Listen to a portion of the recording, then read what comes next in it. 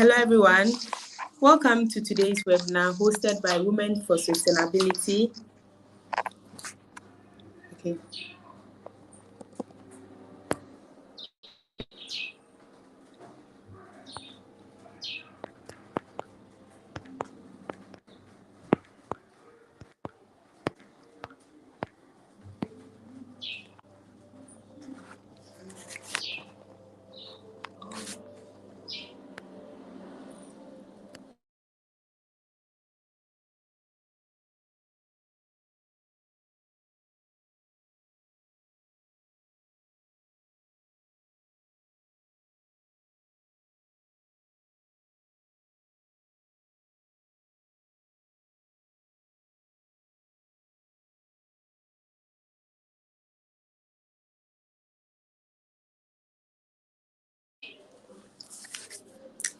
Hello, everyone.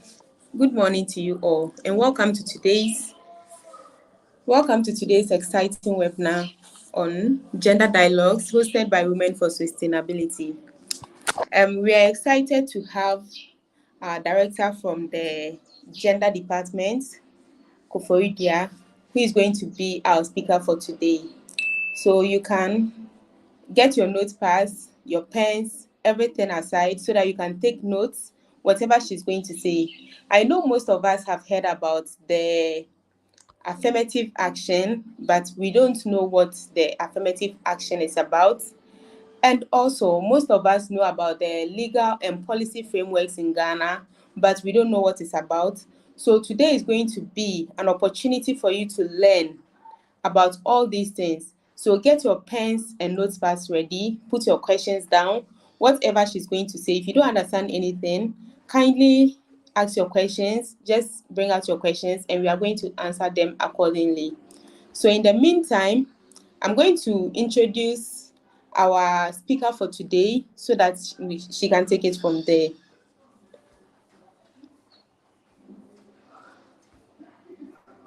So our speaker for today is called Madam Juliana Abekwe. She's a seasoned professional with a strong academic background, holding a bachelor's degree in social science from KNUST and a Master of Arts in International Studies from Ewha Women's University in South Korea. As the Regional Director for the Department of Gender in Ghana's Eastern, she focuses on child protection, gender-based violence, and women's empowerment. A graduate of Aburi Girls Senior High School, she balances her impactful career with her personal life as a married woman of two. Madam Juliana's leadership and dedication have made her a significant force for positive change and committed to creating a safer and more equitable society for all. So let's give it out for Madam Juliana. She's going to be our speaker for today. And I tell you, we are going to learn a lot from today's webinar. So stay tuned. Thank you. Madam Juliana, if you can hear me, the floor is open for you. Thank you so much, Farida. Good morning, everyone. It's indeed a great delight to be part of this morning's discussion. And I know that we are all going to learn. I'm equally going to learn so much from you.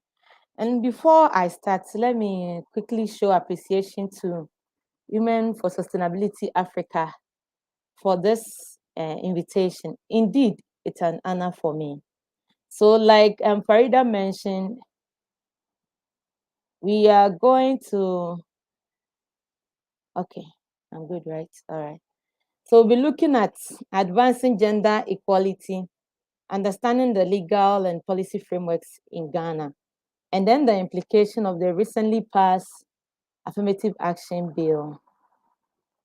So for our table of content, we'll look at some key concepts in gender, the legal and policy frameworks that are available, the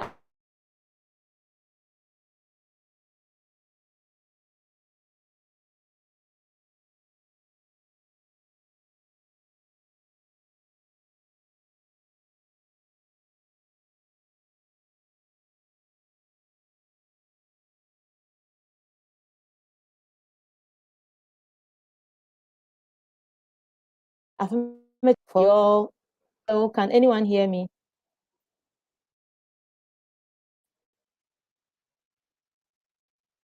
Hello?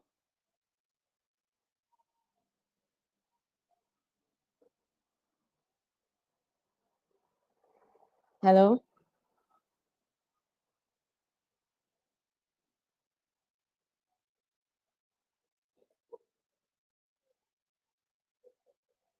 Hello?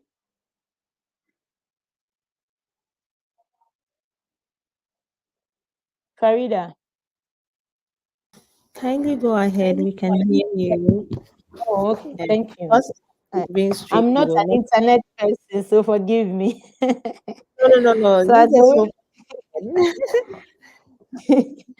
as a way of introduction, I want us to go through some of the concepts that has even informed arriving at the affirmative action bill or the gender equality bill. So we look at sex and gender. When we talk about sex, sex has to do with our biological makeup. And we say that it is supposed to exist throughout history and cultures. We know of recent developments where there's sex change and other things. But traditionally, it is like your hormones and your genes and your reproductive organ and every other thing that came with you from birth. When a person is born, society defines how the person lives, how the person dresses, what the person eats. Even the language the person will speak is determined by society.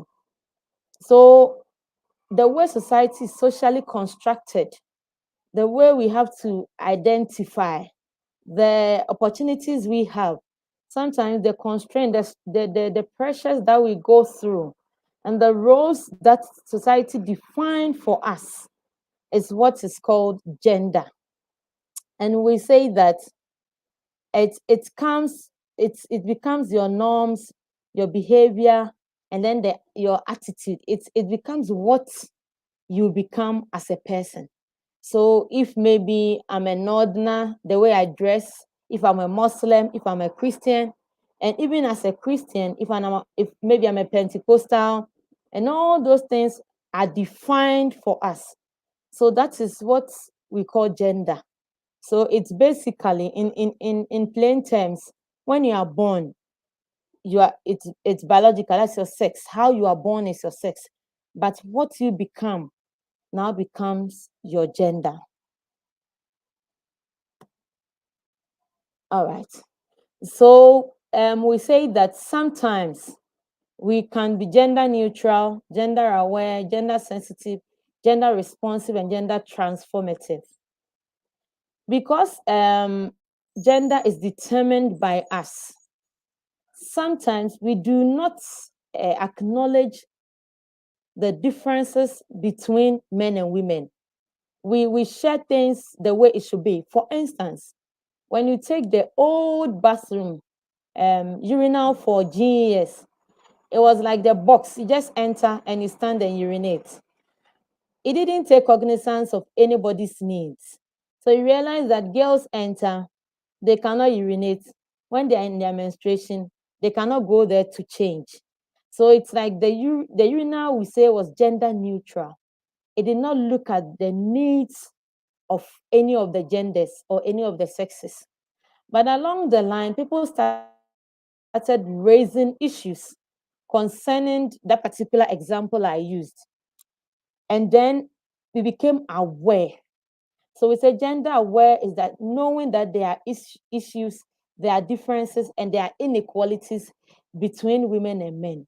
Sometimes we become aware, but we do nothing about it. So it remains as such. But you are aware, you acknowledge that there are differences. But when you acknowledge that those differences need attention and something needs to be done about it, we say that you have become gender sensitive. And the action that you are taking in responding to the needs of both sexes is what we call gender responsive. It can be project, it can be activity, it can be program, it can be policy, it can be anything that you are doing. Then we say you are gender responsive because you are responding to the different needs of men and women or the different genders. And then finally, when we establish the foundation for those changes, so when we take the affirmative action bill, for instance, it's a gender transformative activity. So we say that the gender transformative, there are policies, there are laws that challenge existing gender issues. So decision making used to lie with men because we are a patriarchal society. Now there's a law to say that reserve 30% for women, reserve 40% for women, eventually reserve 50% for women. So now we are going to share decision with 50% men, 50% women. So then we have challenged we say the status quo, the existing structures, we are changing them. Then we say we are being gender transformative. So that slides us to what always comes up as a debate. People say that, why do we talk about gender equality? Why don't we talk about gender equity? You can never discuss gender equality without discussing equity. So we say equity is a fair and just distribution of resources or anything. And when we say it is fair and just, it goes back to what we discussed earlier, that you look at the various needs, the aspirations of each of the genders, and you address it as such. So you don't give a 3-yard material to a class 6 people and give the same 3 yards to a basic 1 people, and then you force them to sew all the 3 yards and wear. You will be unfair to the one in basic 1. So gender equity says that it should be a fair and just distribution of every other thing. There shouldn't be a situation where we say this is reserved for men or this is reserved for women, unless it is necessary. Sometimes it is necessary. And we say that it includes targeted measures to compensate for historical and social disadvantages. So one of the targeted measures we have now is the Affirmative Action Bill, or the Gender Equality Bill 2024. So then let's look at gender equality. We said equal rights and opportunities given to people regardless of their sex. And before you give equal rights, you shouldn't forget that you need to be fair in giving the equal rights. If I can eat 1 bowl of food and somebody can eat 2, you give the person 2, you give me 1. You have given us equal, because that is what we need at that material moment. And we add that it is the avenue given to individuals to freely make choices, assess opportunities, and develop their capacities. So we don't say that because you are a boy, go and do science, and because you are a girl, go and do home econs. Let us not forget that it is not the same as. So you realize that when people take the word equality, they explain it in terms of diction, that equality means that giving equal things as a diction, as an English word. But gender equality is actually a concept, and it's not the same as 2-2 or 4-4 or 10-10. No, it means that you acknowledge the differences and you address it as such. That is why I say that you cannot do equality without equity. So when we look at our picture on the screen, you realize that they have all been given what they deserve. This is the end goal, equality, that each person or each animal has the opportunity to enjoy the right, to enjoy every other thing that has been given to them, to perform at their utmost best.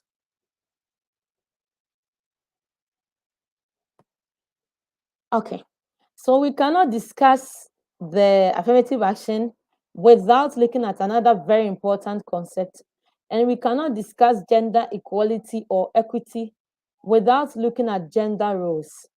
We say that they are socially constructed and culturally defined behaviors, responsibilities, and expectation associated with being male or female. So if we are defining it in plain terms, it is what we are supposed to do on a daily basis in our society. So we talk about the women's triple burden or women's triple role. There are three types of roles when you come to gender roles.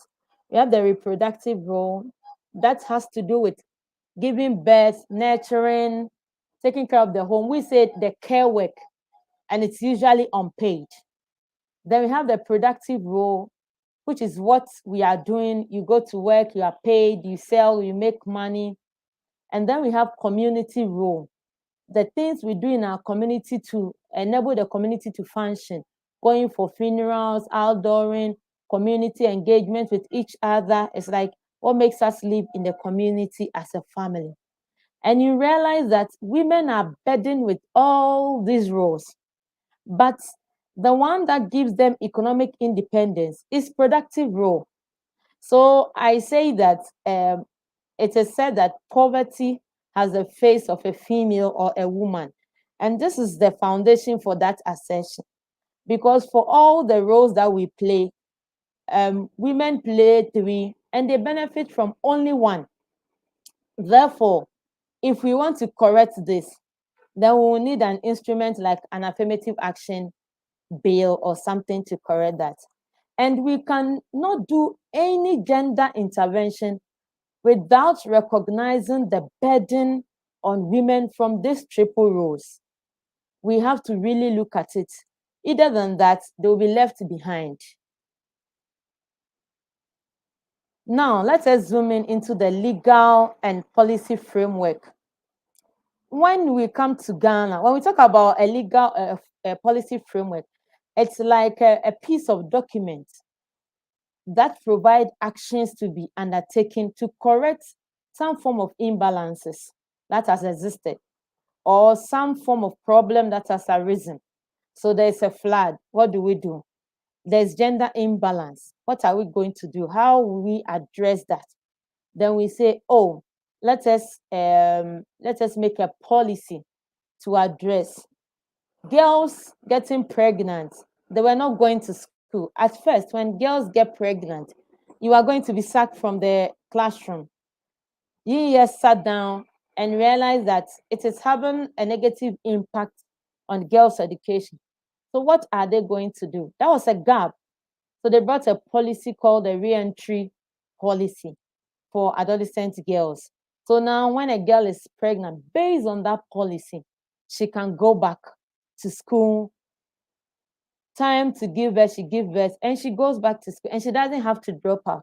So a policy is that form of, and then when it goes through Parliament and it is passed like our dearest affirmative action bill, then we say it has become a legal document. So you realize that sometimes people say the policy is not biting enough, but the policy is a step in addressing issues. When it is consolidated and it goes through Parliament and it is passed and approved and assented, then it becomes our legal document. So one of the legal documents, it's the Constitution of Ghana. When you look at Article 17, it talks about equality, equal rights in everything, regardless of race, sex, whatever, regardless of educational background, regardless of gender, regardless of what we have been asked to do in society, regardless of the fact that we are not supposed to be loud, regardless of the fact that we are not supposed to be part of decision making. The Constitution says that we are all equal. Then you take the Domestic Violence Act. Domestic Violence Act also talks about how domestic issues, especially abuse, can be resolved. So you realize that before the coming in of the Domestic Violence Act, issues within married couples were seen more like private, or issues within home were seen more like private. So stakeholders came together and proposed this bill. It went through after so many years, and we have the act now. So with the act now, even as a third person, when somebody is being abused, you can walk to any police station, any institution mentioned, and then go and report. Then we have the Human Trafficking Act, which criminalizes human trafficking and provide protection for victims. we can all attest that the most people trafficked are women. And it has become more alarming in recent times. So this act also is one of the frameworks to help curb those things. Then we have the Labor Act. It prevents discrimination, and there's actually a part on when a woman is pregnant, she's not supposed to go for night shifts and all those. When I read it, I was very excited, especially for our health workers and our security officers. So the Labor Act also is one of the instruments providing the avenue for ensuring gender equality. Then the recent Land Act, they said we have equal access to land ownership. Land ownership has been a big issue for discussion, and this act is really providing the way forward for that. Then we have free education for boys and girls. So now there is nothing like there's little money in the home, so only girls can go to school. We have the national health insurance, free maternal care, and other services that you can enjoy. We have the Women's Manifesto. It's an old document, but it is one of the documents that has really provided a foundation for all the discussions that today has come up, and eventually even the affirmative action bill. So now we have the National Gender Policy for 2015 from the Ministry of Gender. So out of that National Gender Policy, you realize that all the other departments or services mentioned, Ghana Education, Health Service, Police, Ghana Armed Forces, some institutions like University of Ghana, KNUST, and all the institutions here have a form of gender policy. We may not know whether it meets the standard, but they have a document that is saying that we acknowledge that women and men cannot be treated the same. They should have preferential treatment for certain things, and certain opportunities should be given to this or that person. So all these are some of the, there are more. Some of the documents, some of them are sheets of paper. Some even have the gender policy and have the sexual harassment documents as well. So all this provide protection not only for women, but for women and men. People say that when you are talking about gender, then you are just talking about women. No, men have needs and women have needs. And even men, we have men with disability, women with disability, uneducated men and uneducated women. So it's not that we are a homogeneous group, but we all have needs. So these documents, in a way, are saying that this institution, this very, very important institution, especially Ghana Armed Forces, institutions acknowledge that we cannot be treated the same, and different things should be given to different genders at a particular time. So now let's look at our affirmative action. And I put a definition of an affirmative action. It said it is policies and practices that aim to increase opportunities and representation for individuals from underrepresented or marginalized groups. And the objective of any affirmative action document is to address persistent, systemic, and sometimes historical inequalities and promote inclusion to enhance equity. I read all that so that we'll have the basis for which the affirmative action bill was formulated. So it is like a document that is aiming to increase opportunities for women and marginalized groups, other marginalized groups. The Affirmative Action Gender Equality Bill 2024. From the definition, I want us to see what is in the bill. It said it is an act to provide for affirmative action for gender equality in the public and private sectors and for its related purposes. And we know that affirmative action is to create opportunities. So when we say that it is an act to provide affirmative action, then we are saying that it is an act to increase opportunities and representation confront people from marginalized groups, especially women, because we know that currently in our parliament, if I'm right, women are less than 15% of the whole house. So this affirmative action bill is to correct that, going from parliament to board of directors to directors in general to even coordinating directors at the local level and all. You realize that the imbalance is so huge. So the object of the act is to ensure that the achievement of gender equality, there's the achievement of gender equality in political, socio-economic, education, and cultural spheres of society. So it's like the act is to provide gender equality in all spheres of life. And let us not forget that we discuss gender equality and gender equity. So when you're talking about gender equality here, it means that we have done the equity bit and we are at the end.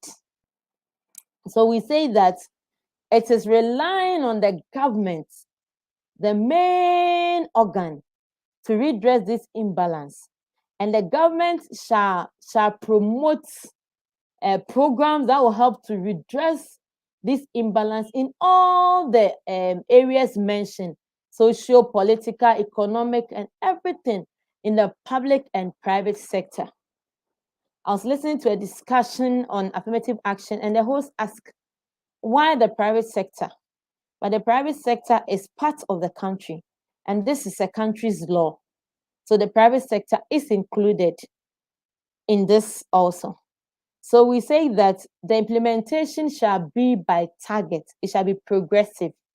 And what are these targets? The target says that from 2024 to 2026, we are going to move to 30%.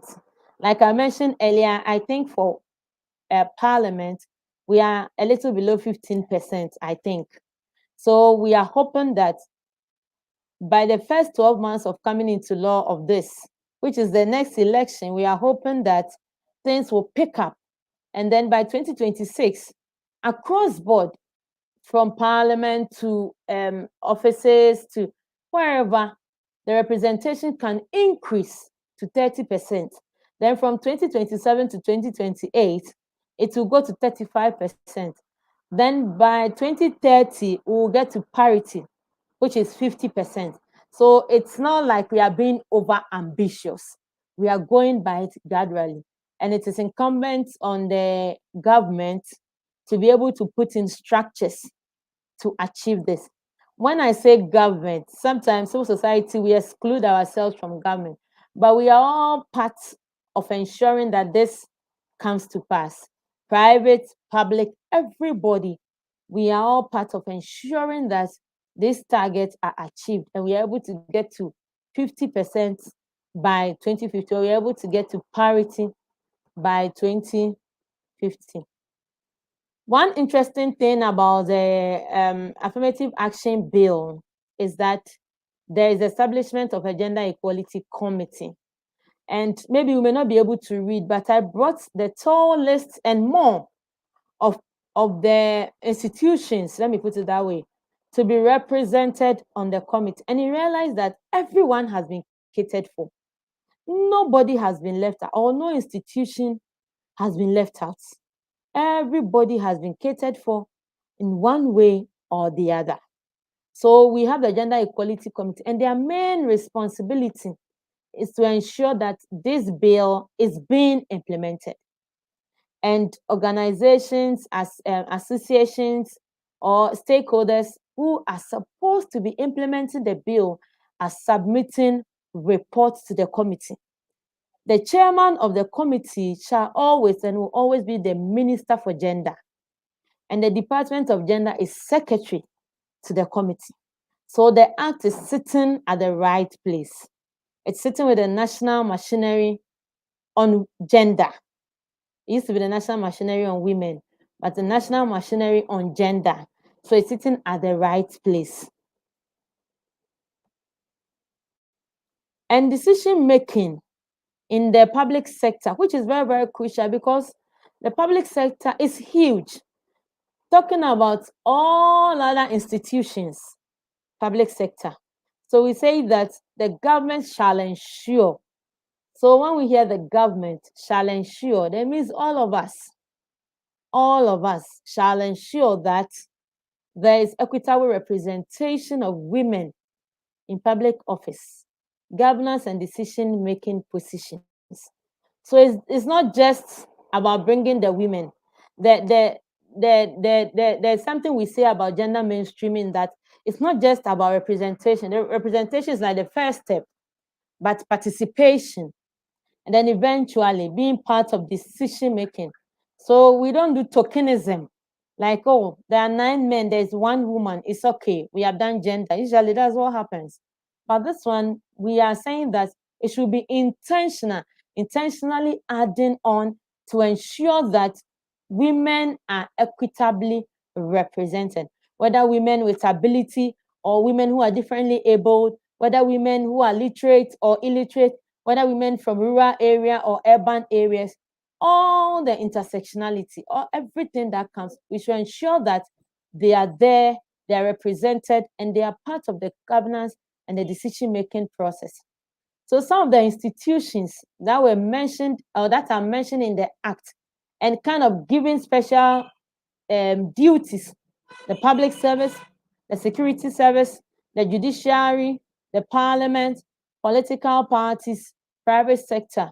And with political parties, it is linked to the Electoral Commission to ensure that they adhere to the representation in their party's nomination, among other things.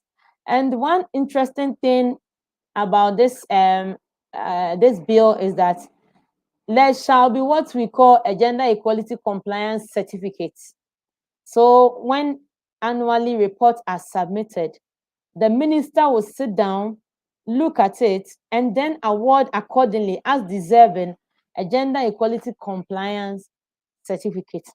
And one thing is that when maybe you are somewhere you feel that you have been treated unfairly, the law gives you an opportunity to seek redress. So there's a grievance resolution procedure in there. So you can write, and you can even come orally to make a complaint at the committee or to the committee, so that you be heard. And when you read the Act, it says that when it's about labor, the National Labor Commission will take it up. Whatever it is about, the institution responsible will take it up and submit a report to the committee. So if you ask about the affirmative action law or bill, I would say that it is all in all for us as a start, or going forward. It is all in all, and it even covers offenses.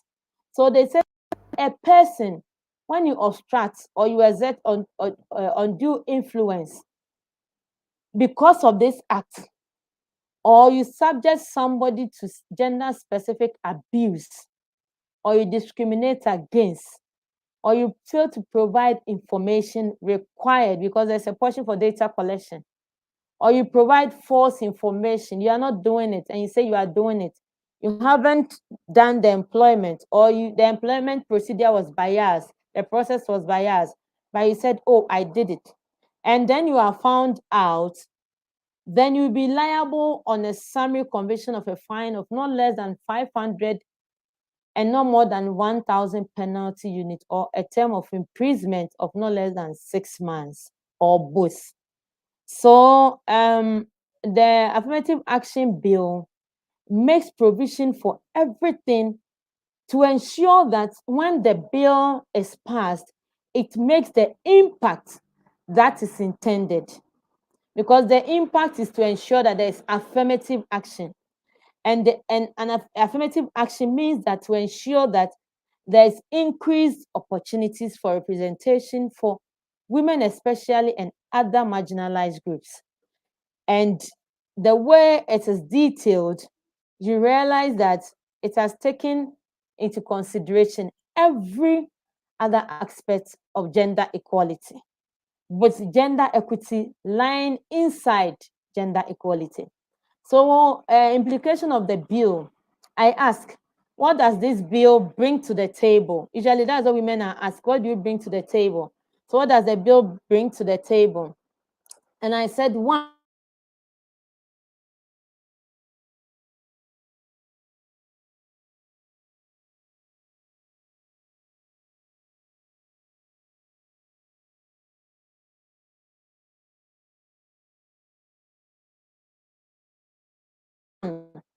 the bill is going to help increase equal opportunities.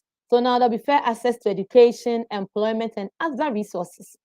And then it will help to address every form of disparities, those that have existed for a long time, and other systemic inequalities. And this morning, I just read that Ghana Bar Association has appointed the first female, and that is a long way we are going. And it will also promote diversity, because there will be inclusivity in all sectors.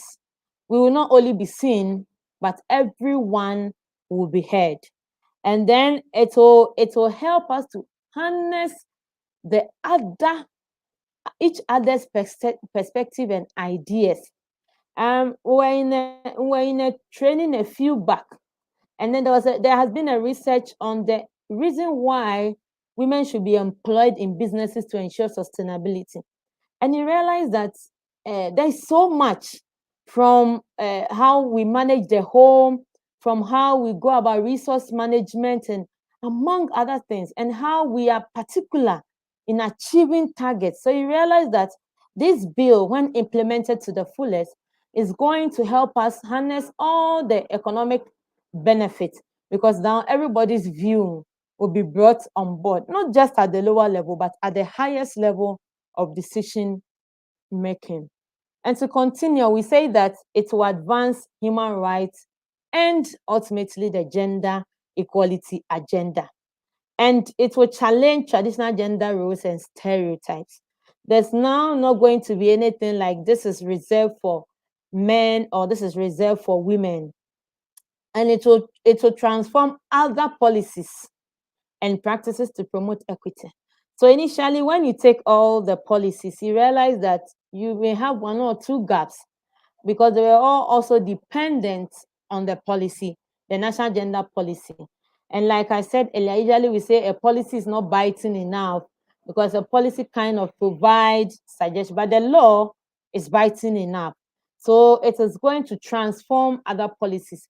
And the other thing being looked at is that all the institutions now, every institution will have a gender policy to guide their activities. So they are going to take from the law and then draft their own gender policies to guide the activities that they undertake. And accountability, ensuring compliance and enforcement mechanism. One of the things that have been promoted so much in the law is the gender budgeting. So gender budgeting is when you take into consideration the needs of men and women in budgeting an activity. So you don't use a straight jacket or a one size fits all. If even for, let me use washrooms, you know that the UN standard for a washroom, I think for female is two, the ratio is 2:1, if I'm right. So you realize that when you're budgeting for washroom, for instance, a gender budget will take, will understand that I need to budget for 2 washroom for females and 1 washroom for male. And when you do that, it is gender equality. You address according to their needs. So it is one of the things that this bill is bringing to the table.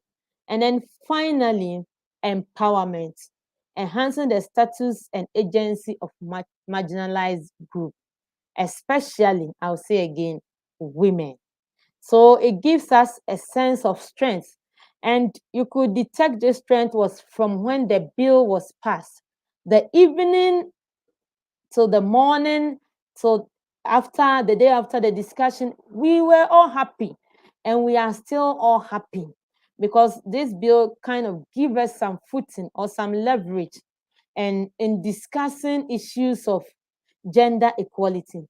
So these are not all, but some of the things that, or the implications of the affirmative action bill. And I would say that if you ask me, I'll say the bill is unprecedented because it is that much, and it is going to hopefully going to help increase our efforts. We've been working so hard to ensure gender equality, and I know that the bill is going to help increase the efforts that we have put into this whole thing. So on this note, I will say that I'm very grateful once again. If there are any questions, maybe I'll take them and gladly attend to them. Thank you so much. Thank you.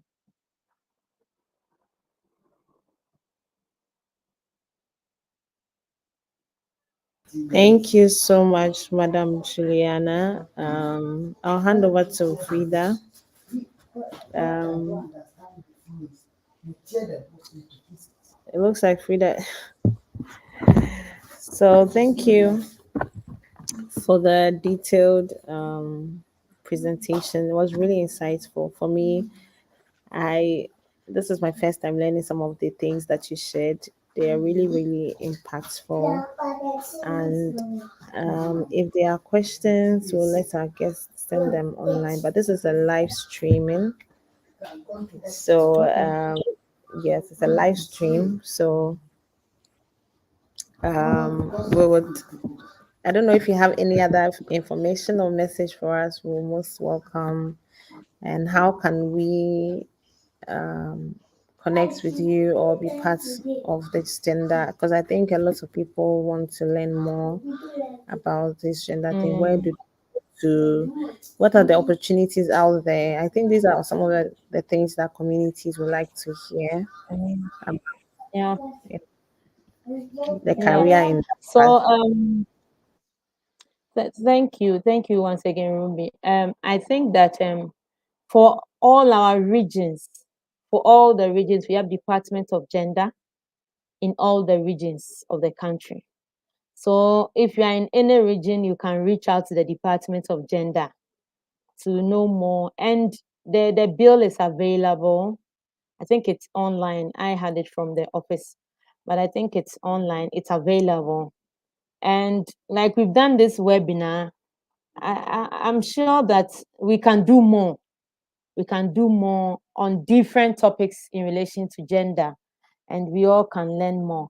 But one thing I will say before I pause is that the affirmative action bill is not for the Ministry of Gender. You know, when there are issues of gender, the burden lies on us. But it's not just for us, it's for each and every one of us to ensure that it's in our own small way, we will help to implement that bill. The bill has so much, and when we go through thoroughly and look at it, we can pick some few things to maybe design an activity to help in the implementation of the bill. It is lying on our laps as a ministry, but we want to say that we encourage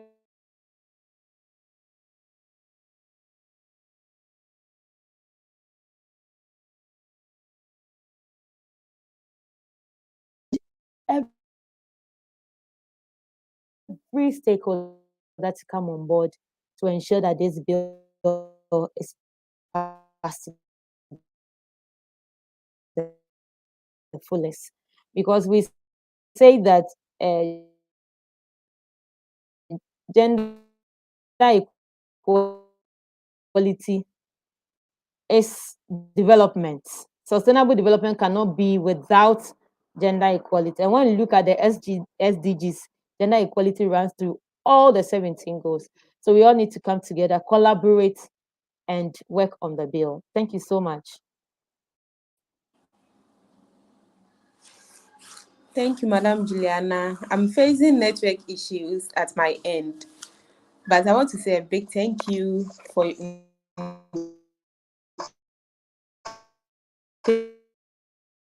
your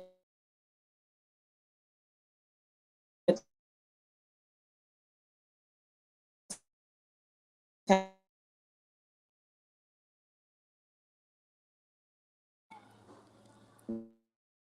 The presentation Mm. has